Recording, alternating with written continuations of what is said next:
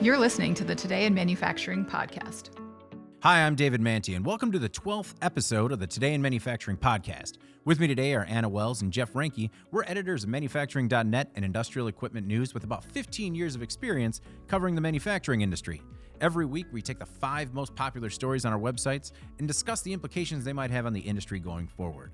Please make sure to like, subscribe, and share the podcast. You can also help us out a lot by leaving us a positive review on Apple Podcasts or whatever platform you use. Finally, if you want to email the podcast, you can reach any of us at Jeff, Anna, or David at IEN.com with email the podcast in the subject line. Jeff, how you doing this week? I'm well. Anna, how are you doing? I'm great. Thanks, Jeff. I don't believe either of you. No. Our top story this week. Our top story, by that I mean our first story. I got to switch that. So confusing. Yeah, Number 5. Busch is hiring a dog beer tester. Hot one. Last year, Busch released Busch Dog Brew, an alcohol-free bone broth that sold out within 24 hours. Now, the beverage company is looking to expand on the brand, and it needs help using a dog for taste testing. So the Anheuser-Busch company has created a new job position for a dog in product development. The chief tasting officer will make a $20,000 salary along with health care and free beer. Anna. This is my favorite story this week. So cute. It's a feel-good story. It really is. Mm-hmm. And I always pictured unemployed dogs as being jealous of dogs with jobs. Right. like, oh, that dog gets to sniff drugs at the airport. But if you have more of like a live and let live dog, then this job would be a great one, I think, for your dog. Yeah, more of a party animal. Right, exactly. But I found it funny because they were saying that, one of the qualifications you needed to have, the dog needed to have, was an excellent palate. Like, they have any idea, like, how do you prove that as a dog? But really, if this is going to be like a brand ambassador, I think you really are looking for a dog that's not going to freak out when you film a commercial or something. Like, anyone who's ever had an anxious dog, could you imagine them like being a brand ambassador? I don't see. That's why I didn't sign up my dog, because if they just need something loud and uncontrollable, I mean, I know. Like, if they need a dog to like shake and shiver while they try to film it, that would be, right. It has 2 sweaters on, and yet Riggs is still shaking. But she's a wiry animal. Well, yeah, wiry little guy. But I thought it was fun. It was a pretty ingenious marketing campaign, obviously, because this isn't beer in any sense of the word. Mm-hmm. It's like a pork bone broth, as you said, and it's $15 for a 4-pack. So, I mean, this is sort of relegated to like the cute gift for dog people category, I think. Or if your dog has bad teeth, then this is also a good option.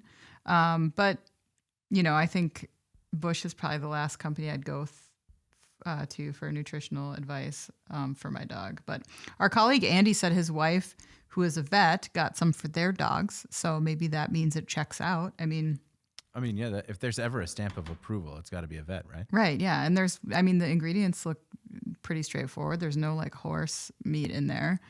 So I don't know. I like it. I'm into it. Jeff, has the beer industry become so oversaturated and attacked by craft breweries that they need such a new market that they're going after animals?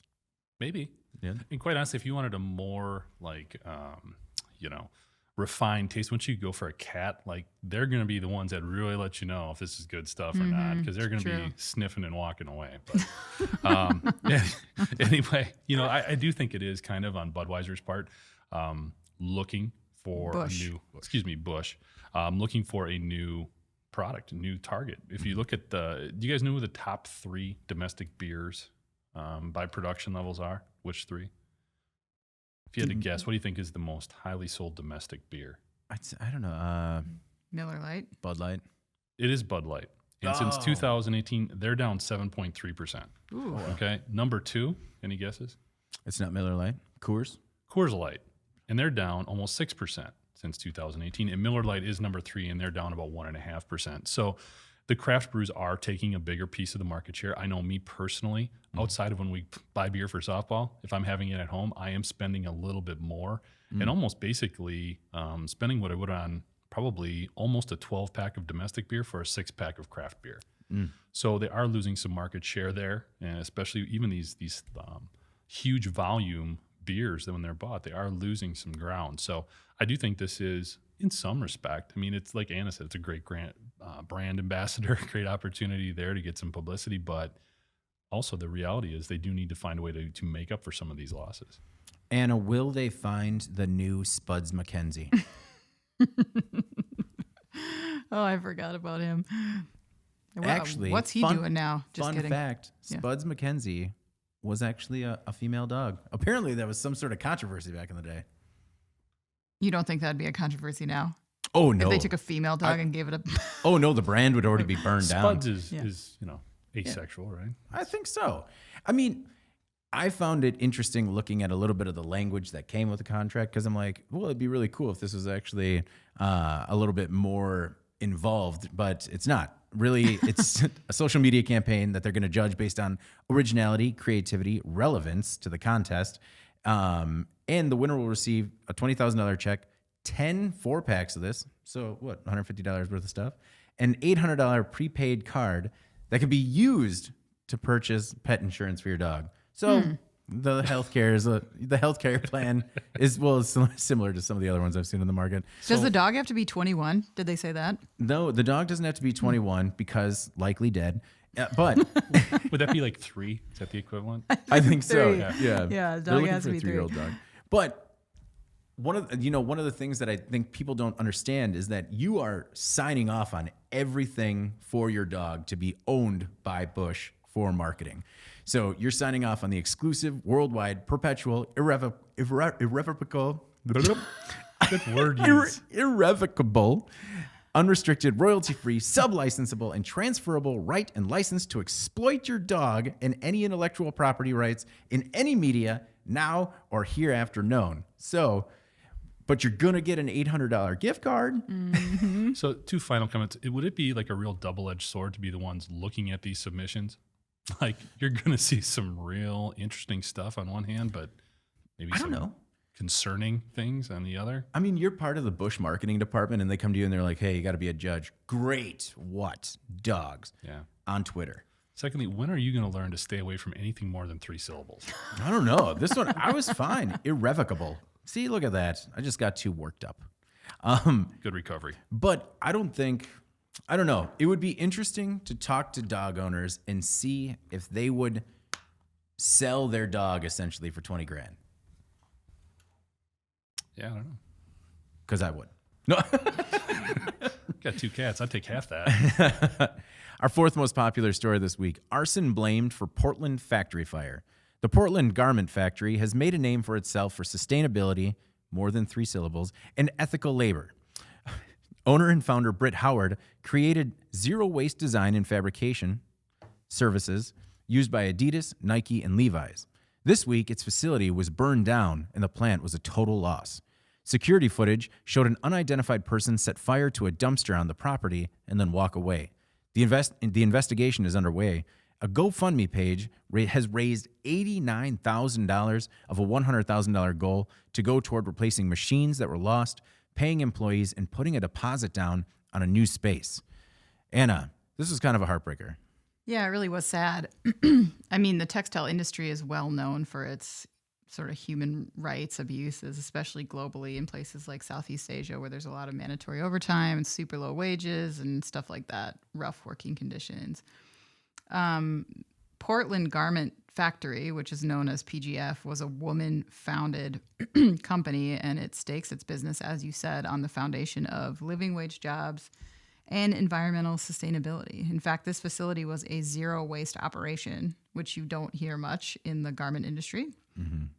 So it really does feel like a big loss. And, you know, it came on the heels of another story in early April. There's a garment factory in, I think, Dominican Republic that sort of made a lot of waves for being like an experiment to show the world that garment factory workers could be paid a living wage in the developing world.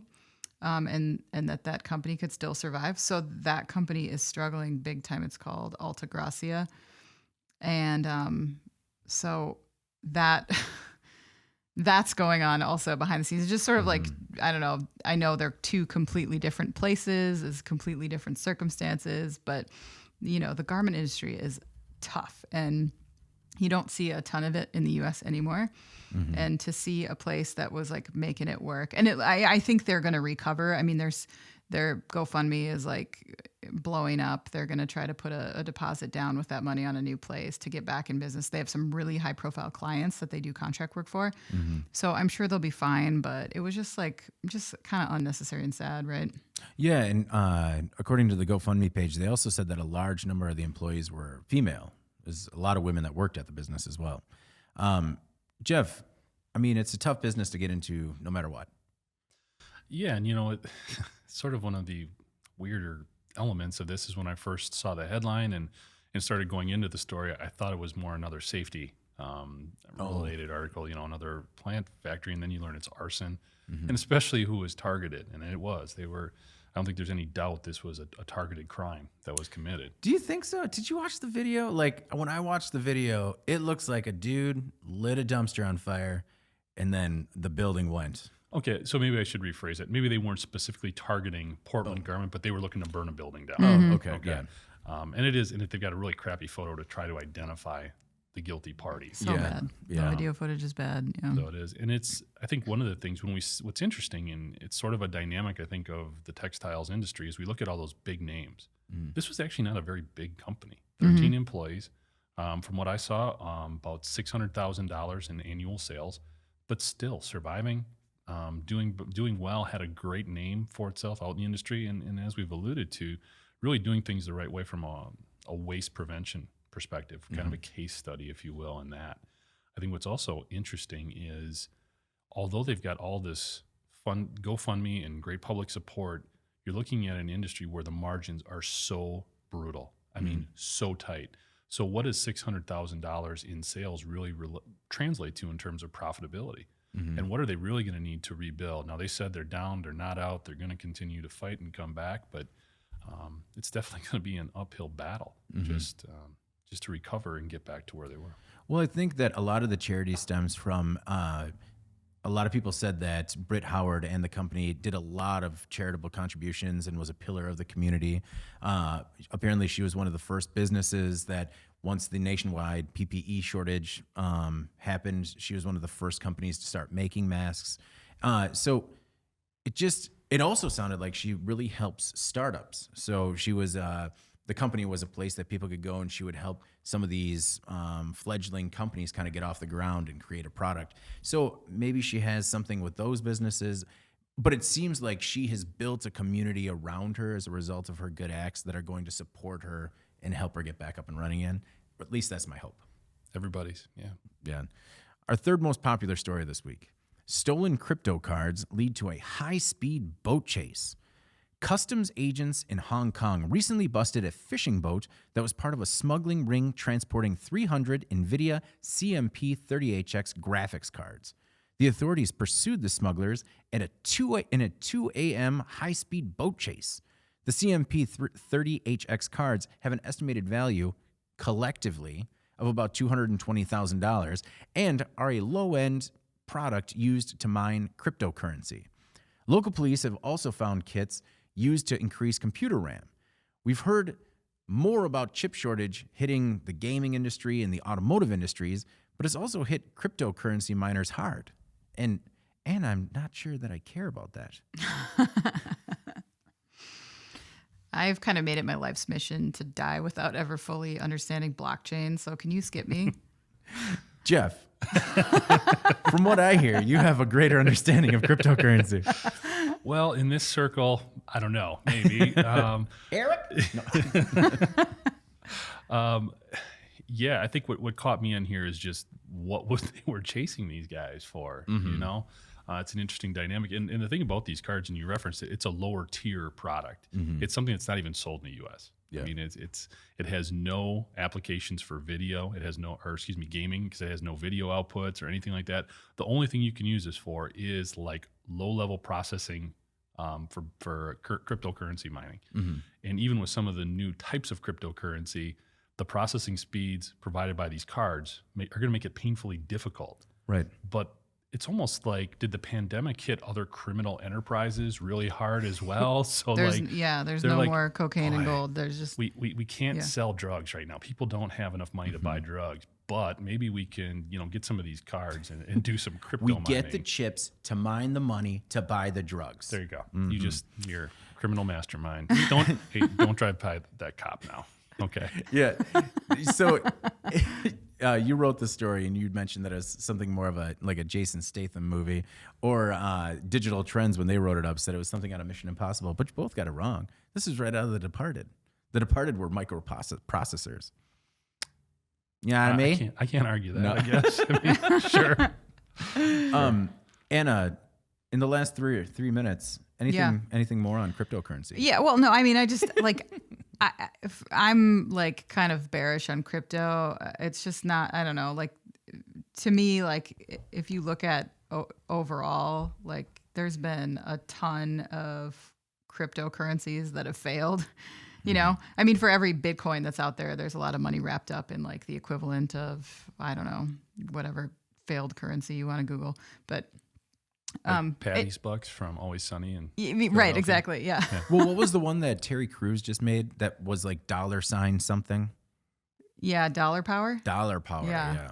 Yeah, I mean, it's like they're everywhere now, right? And I don't know, it's just kind of sad to me to see people taking these kinds of risks, like a high-speed chase with law enforcement to steal these processors, the value of which probably fluctuates wildly with the crypto market. And I don't know, if it were gold bars, at least you're going to cover your gas on that boat by the time the chase is over. But like, this stuff's so like volatile. I don't know. It just seems like, do you think it's going to hold its value like really long term? I'm seriously asking, like, your opinion on this, guys. I don't believe so, but I also had people argue that it's the future of a global currency. So I would say maybe my hedge would be not in our lifetime, maybe my son's. I don't know. Jeff? Yeah, if it holds on. It seems like there's so many parts of this that could become corrupted. First of all, you've got to get universal acceptance of it. So it's got to be used not just for high-end things or things online, but everyday stuff. You need to be able to use Bitcoin for buying milk and bread. Mm-hmm. You can use it to buy a Tesla. Yeah, I mean, there's a start. So I think it needs to get there first. And then it feels like before it's going to get there, there's too many opportunities for bad actors from a cyber security perspective to get involved and start ripping stuff off. I know it's supposed to be more transparent in terms of being able to see where it's going.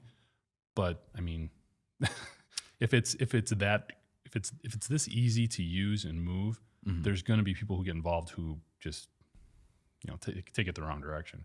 So I would agree with Anna. Yeah. Tesla aside, do you see it becoming a viable currency that manufacturers should start accepting? I mean, that's up to the customer will answer that question, right? I mean, that's why Tesla is doing it. They must have had enough customers reaching out to them. Plus, Musk is how much did he just invest in? Oh, like billions. Yeah, I think. Huge amounts. So I mean, he's almost propping up his own rate of exchange. So, and he's in a position where he can do that. Okay. Anna, do you see distributors allowing this currency for transactions? No. I mean, yeah, like you said, I mean, maybe way, way in the future, but people have enough on their plates right now. I don't even see this as being like on anyone's radar, honestly. Very good. What? Great conclusion, David. Well, you really came through strong on wrapping that one up. How many times can I say agreed? He just took such a deep breath. I was like, oh, he's got some. No, we're done. All right. Good. I concur. The second most popular story this week was about a Harley Davidson. Harley faces steep tariff hikes. In 2018, the European Union imposed new tariffs on U.S. motorcycles, but Harley was protected. These protections have been revoked and will raise the tariff from 6% to 31% immediately. In June, it will rise to 56%. Harley says the change will make it impossible to compete in Europe, its second largest market after the U.S. Anna, this is a big hit for Harley. Yeah, there's no doubt it's going to impact Harley. I mean, just how much we don't really know. Harley is a publicly traded company, of course, but it doesn't break out its sales quite so specifically to give us data on what they sell in Europe. Rather, they lump Europe with the Middle East and Africa. So while it's true that this segment is its second largest market, we don't know how much of it is actually going to be impacted by these tariffs. So that said, Harley's had a tough run in the last few years. Between 2018 and 2020, the company saw its retail sales fall by 21%, which amounted to nearly 48,000 bikes globally. And that's in 2 years again. So, I mean, here's a company that we know is dealing with an unfavorable demographic problem. They're having a hard time, with buyers aging out of motorcycles essentially and not being replaced by younger buyers. And I don't know, this is just another problem that Harley just doesn't need right now. No, I completely agree. Jeff, Harley's been trying a lot of things recently to try and keep up with the market that seems to be leaving it behind. What do you think the impact will have on Harley? I think where it's going to hurt them the most is actually maybe the new live wire bike, the electric bike that they're putting out. EU obviously has really embraced electric vehicle technology more fluidly. I say more wider spread than in the US. Obviously, we're very friendly for electric vehicles here, but in the EU, they're putting even stricter greenhouse gas emission levels in bigger cities, effective within the next 5 years, I believe, in some of when you're looking at London and even Paris. So I think that's where it's going to hurt them. And it does make me, not to get too conspiracy theory on this, but you do have some big bike makers in the EU. You've got Ducati, you've got BMW. They have a big market share there. So if Harley is bouncing back a little bit and this live wire would have an opportunity to really break into some of these European markets, maybe they are trying to shift some sort of home court advantage over to their own guys and protecting that market a little bit, because these escalations are ridiculous. Yeah. Oh yeah. I mean, this is preposterous to see this happen, especially to such a strong brand.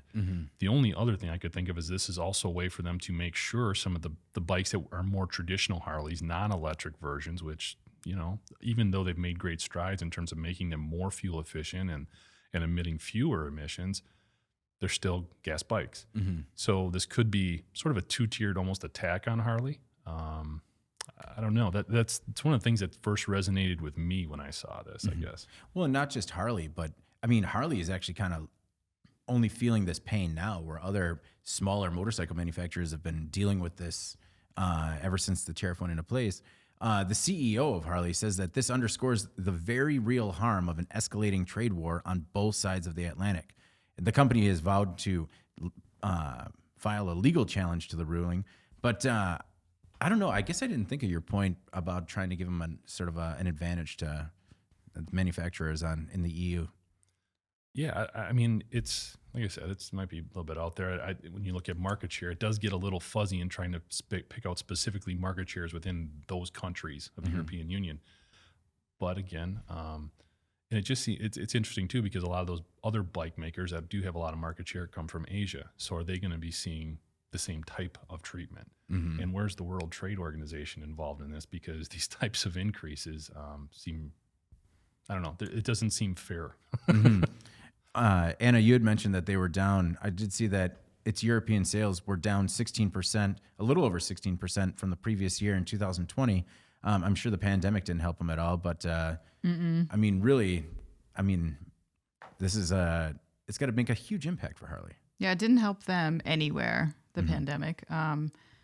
Although I found it interesting, the place where their sales are the most stable is actually in Asia over the last couple of years. Really? So, to your point, Jeff, as to like, if that's a steady market for them, to like what's to come if some of this stuff continues to escalate over there in China and such, we'll see.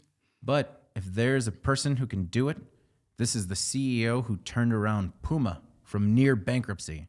So if you can turn around Puma, I'm sure you can do it with Harley. Puma, the like tracksuits, that thing? No. Athletic gear. The amazing shoes. The exceptionally well-made cleats. I can remember being really excited about getting a pair of Puma shoes when I was in 8th grade. It still carries preferred kick. Oh, come on. No, but she really enjoys them. Our top story this week: Spanish police bust a gun 3D printing workshop. Spanish police uncovered the first workshop using a 3D printer to make illegal firearms in the country.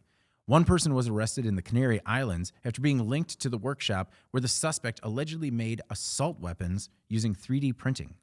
Besides the 3D printer, agents also confiscated components for 19 weapons made from 3D printing, several knives, chemicals that could be used in fabricating explosives, and objects with white supremacist symbols on them. Anna, we've been covering 3D printing guns for a while, but it's been a lot of tinkerers. This is the first time I've heard of a 3D printing workshop. Yeah. I mean, that was like, the amount of stuff that's going on in there is a very alarming report, you know.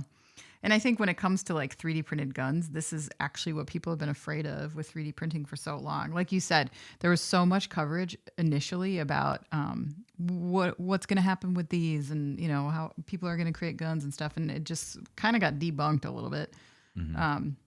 Well, it got debunked because people, you know, initially they were poorly made and they were blowing up in people's hands. So it was like, hey, more power to you. Print a gun, blow off your hand. Yeah, exactly. But I mean, now that the technology has evolved, you know, it might be a way to fly under the radar a little bit further when trying to produce and sell the types of components needed to create a DIY gun.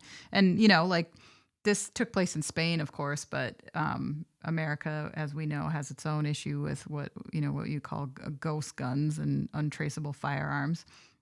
And Biden just proposed a rule via a recent executive action that would curb ghost guns. And according to experts, these guns are being used more and more by like militias and gangs, really kind of the kind of people who might struggle to pass a background check. And there's like literally a laundry list of high profile shooting incidents where ghost guns, quote, have been used, though the incidents of gun violence have reached such epic numbers here that experts are saying that Biden's actions on ghost guns will have a positive, if limited, impact. So it's a little scary to think about, like, you know, this is a worldwide problem. The technology that is helping us advance as a society in so many ways is also facilitating some of this black market stuff that could be super, super dangerous. Right. No, it's Jeff, this is why we can't have nice things. Well, this story is sort of perfect and horrible at the same time. How is it perfect? Well, because it definitely illustrates the issue very, very clearly. But it's even more horrible because it really supports both sides of the gun control argument. On one side, you can say, well, look, this is why we need to limit these types of activities and these types of weapons because they fall into the hands of bad actors. These folks are obviously, I mean, they're white supremacists, right? Yeah. Linked to other criminal activities, violent activities. And then you're also going to have people who don't want these controls saying, well, it's not the guns, it's the people. It's the wrong people. You can't just take this away from everybody when it's just these bad actors that are giving it a bad name. The reality is this technology could have really amazingly positive impacts when you look at military applications. To be able to print the part you need, if you lose your firing pin, you know, when you're cleaning your rifle when you're in the field, to be able to 3D print one out instead of just trashing the whole weapon and needing a new one. There's a number of different ways where this could have such positive impacts. And we covered this also on the website, some of the early testing that's going on right now with an Army unit. So it's just, like you said, we can't have nice things because somebody is going to ruin it. And then you've also got people, and I think you're going to talk about some of these guys who just take every opportunity to just blow things out of proportion. Oh, yeah. Yeah, no, that's definitely Cody Wilson, who is kind of, I mean, for lack of a better term, the forefather of ghost guns or 3D printed guns. He was the first person to publish the plans on his website, Defense Distributed, as some sort of First Amendment play. And while I understand what he was saying, he was doing it more as an agitator than an actual First Amendment supporter. The one thing that I would like to say is that if you go to his site now, you can check out his new book, The Gun Printer's Guide to Thinking Free, a startling manifesto, philosophical manifesto for the 21st century on freedom of information. Also on his website, he misspelled guide. Well, is a little bit misguided. No, it's it's really hard because not just guns. I think we can't talk about 3D printing. I think it's even tricky to talk about 3D printing guns in the battlefield because really where it's a powerful technology is where you have these 3D printing hubs for any part that goes bad.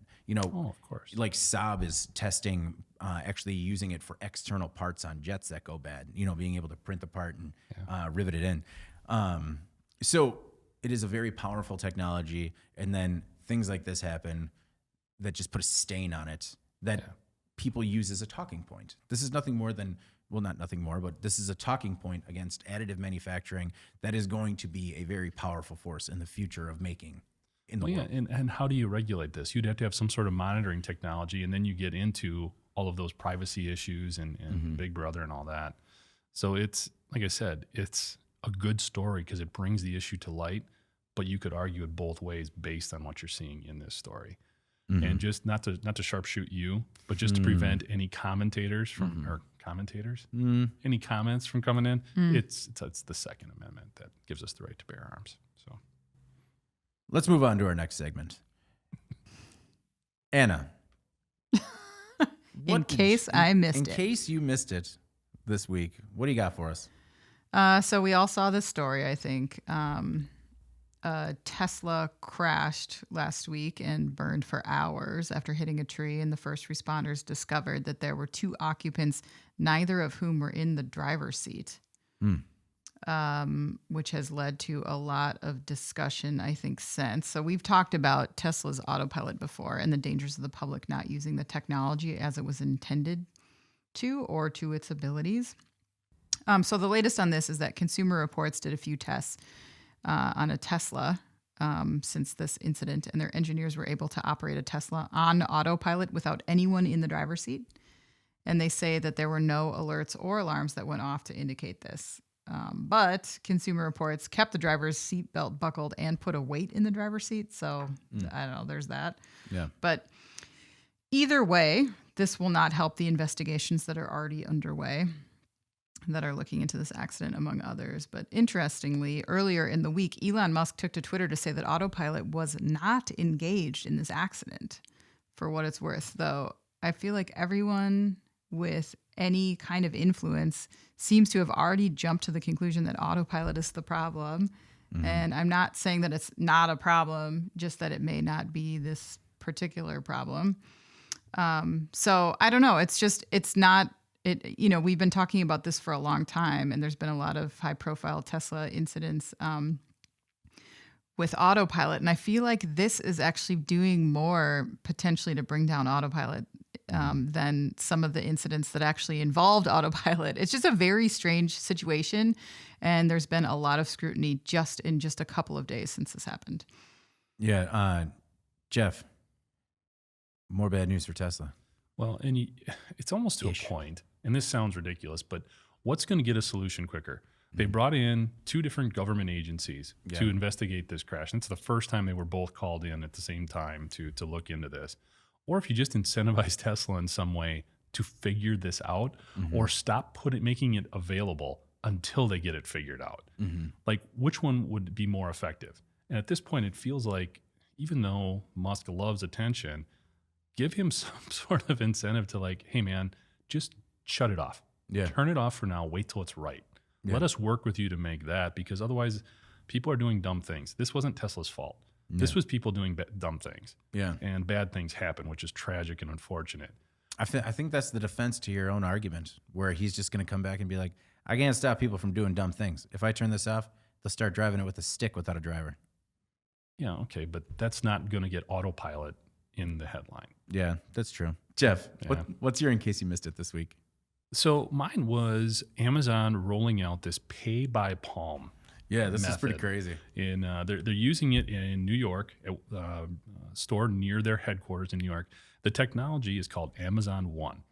And according to the story, it lets shoppers scan the palm of their hand and connect it to a credit card or Amazon account. Wait, one. Privacy experts have warned against the use by companies of biometric data, such as face or palm scans, because of the risk of it being hacked and stolen. That was the first place my brain went with this. Like, This seems too easy. Maybe I've seen too many of those movies you were talking about before, the Mission Impossible stuff, where people are stealing fingerprints and palm scans in order to get into places they're not supposed to. Yeah. I mean, I don't want to know what you're ordering, but I could really get a bunch of stuff off and charge it to your Amazon account or like millions of other people's very easily without being caught. It seems like with this type of approach, this kind of scares me a little bit that they're rolling this out, and the fact that somebody would feel comfortable with it is kind of amazing to me. It's like, at what point do because the bigger picture here is like, do some of these companies just think they're above all of this? We were just talking about Tesla. They're, not ignoring autopilot issues, but basically thinking, I'll get it figured out. Just relax. Yeah. Is that kind of what Amazon's doing here when people are being like, dude, this is a bad idea? And they're like, no. We can make it work because we're Amazon. I think it's a natural progression. People are already using a lot of biometric data for security. So, I mean, if you can use a facial scan to turn on your phone and use your palm to pay for something, I don't know. I feel like as we use tech to make it easier to pay for things, I mean, how you can, what's the one where you can just pay with your phone by touching it, like Google Pay or Apple Pay? I feel like all of these are very susceptible. And, this is just the next one. And I guess, and I don't want to take up Anna's time here, but like, to me, that feels different because that's still a device. There's still like hardware there. This is just, I mean, if you can get into somebody's Amazon account or something else, there's so much personal data you can steal that way. It just seems easier. Yeah. I don't know. Anna, do you feel that the data's already out there, and if people wanted to actually target you and get it, they could? I mean, I think we could try to stop them. I don't think we need to just be like, cool, okay, here. No, I agree with both of you because, like, Jeff, this gives me like the heebie-jeebies, but like to David's point, like I feel like we trend like sort of down this slippery slope of our comfort level with certain. I mean, the facial recognition stuff, like, I mean, 10 years ago, what was the dialogue like about that? And now people will casually unlock their phones with their face. You just get used to it, I guess. The slow rollout of this stuff, people just get used to it. And I'm not into that, like the biometric stuff. I feel like I would rather have somebody steal my credit card than take me hostage to like Then your palm print. Whatever. Yeah, I mean, and that's such a like viewpoint that you get from like watching a lot of movies like about the future, a dystopian future. But I don't know. I mean, my mind kind of goes there a little bit, at least. Like, ooh, like.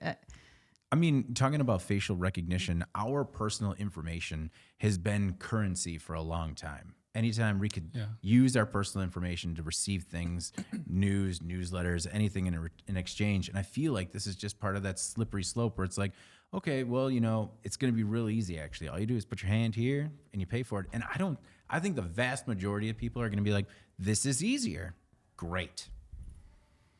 Yeah, it kind of scares me. I don't know. It just, and So I when don't you know say- enough I don't know enough technology to know why this seems more likely to create a privacy or information disaster. It just does. So when you said hacking, were you talking like, you were still talking about like software hacking, right? You weren't talking like, we're taking a piece and we're just going to because I feel like if you go into an Amazon store holding up someone's hand, they're going to be like, now, wait a second, sir. There's nobody there though. It's all automated. There's no customers. people. They're not paying attention. Look at that gentleman with someone else's hand. Have you been around millennials lately? Whoa. I mean, I tell you what, I'm going grocery shopping later today, and I'm going to keep a keen eye for people holding hands or other appendages. The guy with the eye on the pen in case there's an eye scanner. Well, it got gruesome. Top that, David. I can. So mine, in case you missed it this week, comes from a story that started in March when an Israeli team of researchers grew mouse embryos in artificial wombs that were essentially bottles, legitimate test tube babies. They grew them for 11 days, which was the longest a mammal embryo has ever been grown outside a womb. In April, a U.S. and Chinese team successfully grew embryos that included both human and monkey cells in plates to a stage where organs began to form. Real-life chimera. Why this is important is because if scientists can grow human cells in monkeys or other animals, it should be possible to grow human organs as well, which would help with the global organ shortages. The author of this piece was Sahatra Sarkar from the University of Texas at Austin. He says it's just a matter of time before mammal embryos can be brought to term outside the body. So, two really crazy things here. We're talking about growing human organs inside another animal and growing essentially test tube babies in a real test tube. Now, it brings up a lot of arguments about what is possible versus what is ethical. And I mean, we're talking about real test tube babies that, in 10 years, this could be as normal as like using IVF or in vitro fertilization. Yeah. So I just thought he really shined a light on the implications of what research is capable of and why there are ethics boards that they need to report to. And part of this seemed really fascinating to me because I still hang on to the fact that I'm going to need a liver grown in something at some point. And also, as someone who has used help to have a child, I don't want to make it seem like I'm being closed-minded but the idea of growing a baby outside of the body troubles me. Anna, your thoughts? Holy cow. Way to keep it light, dude. Not a cow. This is not a cow. These are still mice and monkeys. This is just a light debate to close out the hour. Anna, the implications of humanity. Yeah. Thank you for going first. I want to talk about what animal would your new liver come from? Monkey, clearly. And this would have to be like a former circus monkey who was a drinker and smoker himself, so he can really give me a hearty one. So you would need like a new liver, like a couple of years later. What if you got back to that dog beer tester? Yeah. Oh, yeah. No, he would be an adequate candidate as well. I should actually have it written into the Bushlight privacy policy. There you go. Like we can also grow livers in your beer consuming dog. No. So Jeff, what do you think?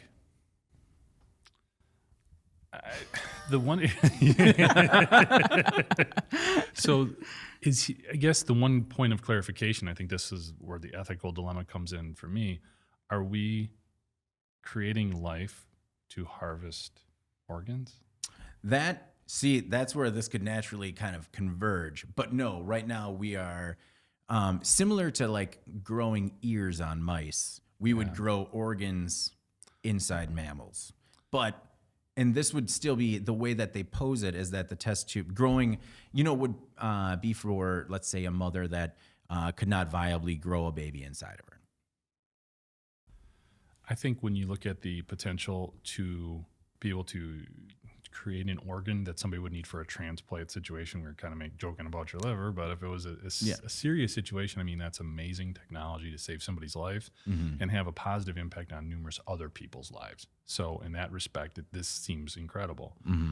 When we start, talking about creating life, not using a human being. I mean, So the argument is that it's like out of body in vitro.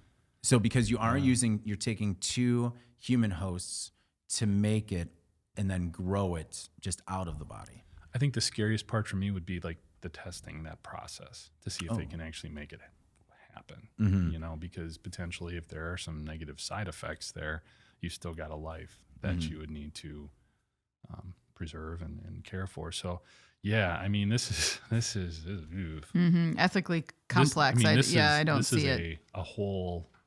This is a whole episode here almost. I mean, there's a lot of ways to go. I don't feel like I can do it diligence as a closing thought in a couple seconds here.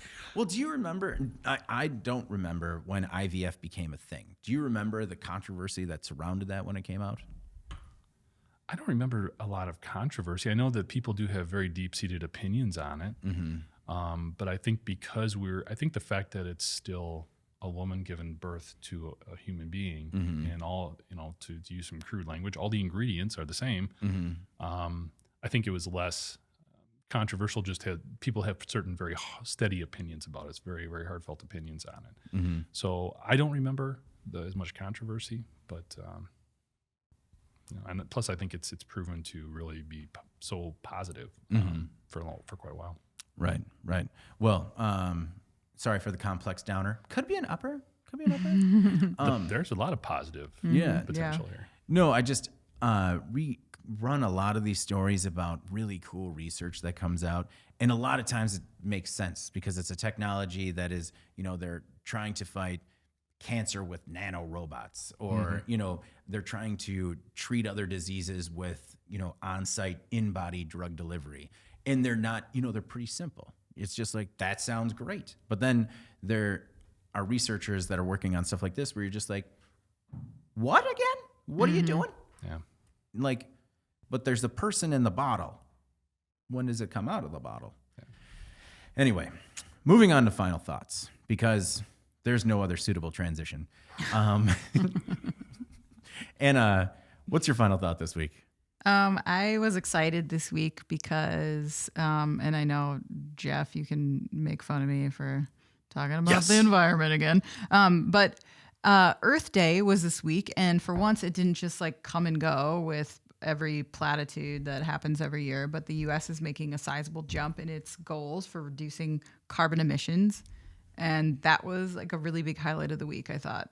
Really helps you sleep a little better at night, knowing that like the U.S. is trying to take a leadership position here, and they're putting down some really ambitious plans to do so. So I'm excited about that.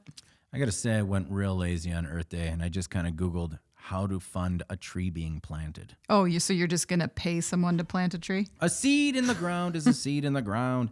No, it's... I put gas in my car. Actually, no. On the way to work today, can of gas fell off a work truck. Ooh. And like splashed, and I'm like, I think this is where the fiery death happens. But we just cruised past, and I felt like I should have gotten out to pick that up, but it seemed real dicey. Yeah, you're good letting that one go. You're okay. I would. I mean, someone else grabbed it, right? Yeah. Jeff, your final thought this week. So I'm not trying to turn this into the equivalent of like staff picks at Blockbuster or anything, but I did finally break down and get the Disney Plus streaming service, and the Marvel stuff is fantastic. So if you are a comic book dork like me, you will love it. Yeah. It's great. No, I mean, one of the things that I like, my final thought this week is it's just nice to be able to get outside a little bit. Living in Wisconsin, not trying to get too regional on our perspective, but it's just nice to be going outside and not having to grab a coat. And we had some weird weather the other day where the sun was shining and it was snowing. Yeah. So, it still gets pretty weird in April, but I'm looking forward to spring and summer. Without a doubt. And even though the curse continues ever since you said it was great to play softball again, we got canceled again. And it's just like, I mean, the fact that people say they can't play softball in sub 40 degree temperatures is nonsense. You're just more of a man than us, David. I don't know. I admit, I guess I am. All right. Well, thank you very much. If you could please make sure to like, subscribe, and share the podcast. And if you want to email any of us, most likely people like to email Anna. It's Anna, Jeff, or David at IEN.com with email the podcast in the subject line. You can also subscribe to our newsletters. We'd really appreciate it. For Jeff and Anna, I'm David Manti, and this is the Today in Manufacturing podcast. Thank you for listening to the Today in Manufacturing podcast.